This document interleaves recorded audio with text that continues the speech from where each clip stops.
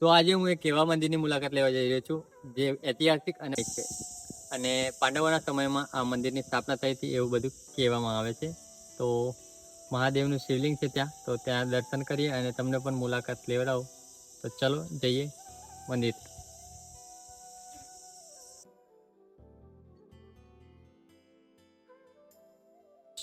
તો ફાઇનલી આપણે પહોંચી ગયા છે જે મંદિર છે ત્યાં, અને મારી પાછળ જોઈ શકો છો તમે, ત્યાંથી આપણે ઉપર જવાનું છે સીડીએ ચડીને, અને ઉપર ગુફાની અંદર મહાદેવનું મંદિર છે. તો ચલો જઈએ.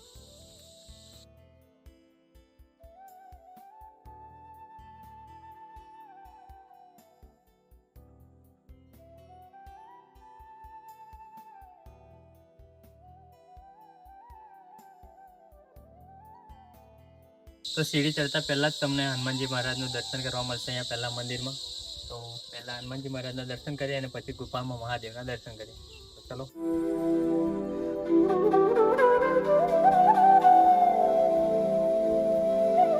તો થોડી સીડી આગળ ચડતા જ તમને અહીંયા મહાદેવની ગુફા જોવા મળશે, જે ગુફાની અંદર આપણે મહાદેવનું પૌરાણિક શિવલિંગ છે. તો આ શિવલિંગ દ્વારા બહુ બધી માન્યતાઓ છે કે પાંડવો દ્વારા અહીંયા સ્થાપિત કરવામાં આવ્યું હતું.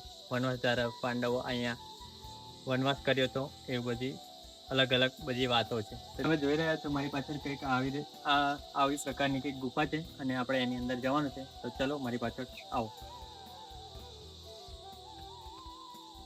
આવી કંઈક ગુફા છે જે પથ્થરથી બનેલી છે, પહાડ એની અંદર ગુફા છે, અને થોડા અંદર આવશું ત્યારે જ આપણને એક બીજી ગુફા જોવા મળશે. એ ગુફાની અંદર આપણે જશું ત્યારે આપણને મહાદેવના દર્શન થશે. તો ચાલો અંદર જઈએ અને મહાદેવના દર્શન કરીએ.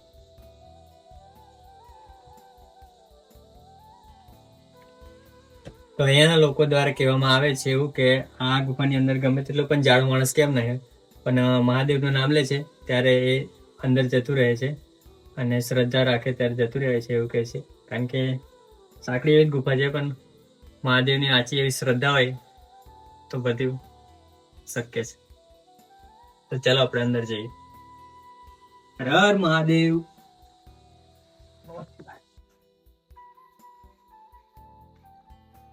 તો ફાઇનલી આપણે આવી ગયા છે એ ગુફામાં, જેમાં મહાદેવનું મંદિર છે અને શિવલિંગ છે.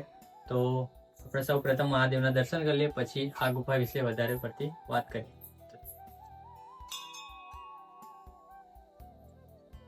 તો વનવાસ દરમિયાન પાંડવો અહીંયા આવ્યા હતા એવું જણાવવામાં આવે છે કે આવીને અહીંયા રહ્યા હતા અને આ મહાદેવના શિવલિંગની સ્થાપના કરી હતી અને એમની પૂજા કરતા હતા. તો અહીંયા કહેવામાં આવે છે કે આ જે દેખાય છે તમને આવો શેપ આખો, એ છે આ બધા આકાર આવેલા છે તે ભીમના અવશેષો હોય છે એવું કહે છે. કારણ કે પગ એટલો મોટો છે ને, પગની છાપ જેવું દેખાય છે, એટલે આવી બધી વાત છે અહીંયા. અને ઉપર મહાદેવની આરતી કરવા માટે એ લોકો પથ્થરને વગાડીને આરતી કરતા હતા એવું કહે છે. તો એ પથ્થર તમને બતાવું એને. ચલો.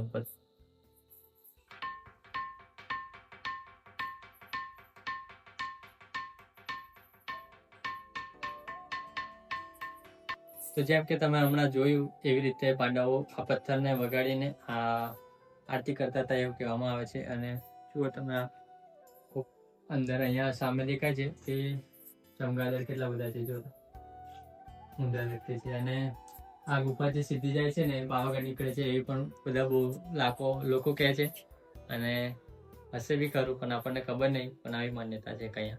અને આ જે પથ્થર દેખાય, આ પથ્થરથી વગાડવાના પાંડવ આવા અલગ અલગ અવાજ આવે છે.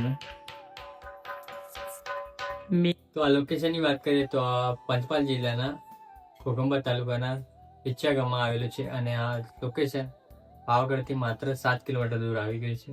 તો આ મંદિરની વિઝિટ કરવાનું તમે ભૂલતા નહીં, અને એકવાર જરૂરથી આવજો મહાદેવના પાવન દર્શન કરવા માટે. તો હવે હું તમને ઉપરથી વ્યૂ બતાવું છું કે ઉપરથી વ્યૂ કેવો દેખાય છે ડુંગરની ઉપર ચડીને. તો ચલો ઉપર ચડીએ.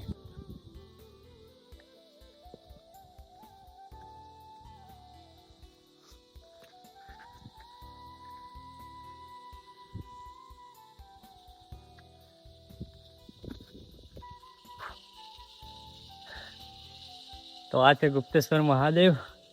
સામે જુઓ તમે. તો પહાડ પરથી કંઈક આ પ્રકારનું વ્યૂ દેખાય છે, તમે જોઈ શકો છો. પાછળ મારી પાછળ એક્ઝેક્ટ પાવાગઢ મંદિર છે, ડુંગર છે મહાકાળી માનું, અને ચોમાસામાં મસ્ત વિઝિટ કરજો આ જગ્યાને તમે, કારણ કે આજે તમને આજુબાજુ ગામડાઓ દેખાય છે, ખેતરો દેખાય છે ને, એકદમ લીલાછમ થઈ જાય છે. અને મંદિર બી એક નંબર વ્યૂ આવશે. અને આ ધજા છે ટોપ લેવલ, તે ટોપ પર ધજા છે.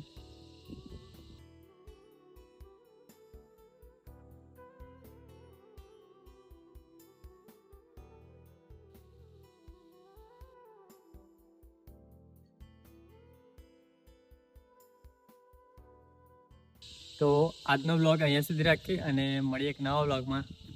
અને આપણે રોજ પહેલી વિડીયો નાખીએ છીએ આપણી ચેનલ પર, તો જોજો. અને આ વખતે અમારી નજીક આ મંદિર આવ્યું હતું, તો એની તમને મુલાકાત કરાવી. અને જરૂરથી એકવાર વિઝિટ કરજો મંદિરને. અને આપણી ચેનલ પર પહેલી વાર આવ્યો તો સબસ્ક્રાઈબ કરતા જજો. અને ડેલી વ્લોગ આવશે આપણી લાઈફના અહીંયા, અને જોજો. અને વ્લોગને લાઈક સબસ્ક્રાઈબ કરતા જજો. અને મળીએ એક નવા વ્લોગમાં. ત્યાં સુધી બધાને જય શ્રી કૃષ્ણ, હર હર મહાદેવ અને બાય.